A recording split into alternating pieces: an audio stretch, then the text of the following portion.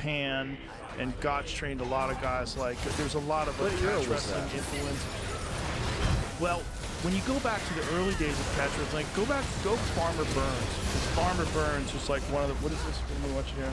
What is Catch as Catch Can? So these guys, was that they would have these. Is that what it was? Yeah, back up for a second. So yeah, Hackenschmidt. Yeah, so he's like one of the fathers of strength and conditioning. Makes sense, because a lot of these Hack squat. Carl Gotch and Hackenschmidt were duking it out at Comiskey Park. Yeah. And they would have wrestling matches, but they were real matches. Wow. And then somewhere along the line, they started doing carnival matches. And then these carnival matches, they had, you know, regular people that they would find, and they would like have predetermined outcomes. Then it became pro wrestling, and that's where pro wrestling was given birth to. Right. It was out of this necessity to kind of rig the matches. Right. But you get in the Wahoo shop. See, these are kind of enthusiasts that are doing it now, like in a modern setting.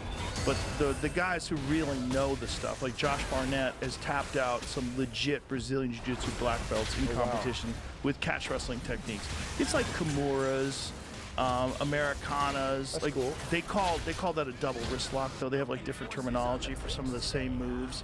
But Farmer Burns was this guy that was, he was so legendary with the strength and conditioning that he would hang from a tree.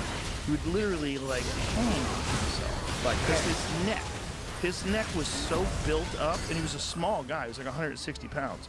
But he was so jacked, and he literally had like a pit bull neck. There's photos of him where he would do this stunt, where he would hang by the neck in front of crowds. Right. Like, look at him.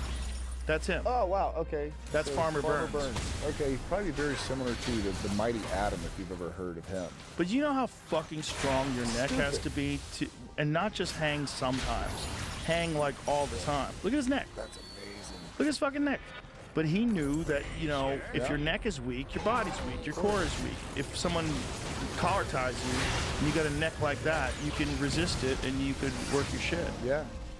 Anything that hangs out of your t-shirt, you better train. There was a bunch of those guys back in those days that just had these incredible strength and conditioning programs. And they used a lot of things like steel maces. Yep. Like Carl Gotch was, see if you can find Carl Gotch strength and conditioning. Because even like as an older man, when he was teaching people stuff, he would show how he maneuvered these, you know, these big fucking maces.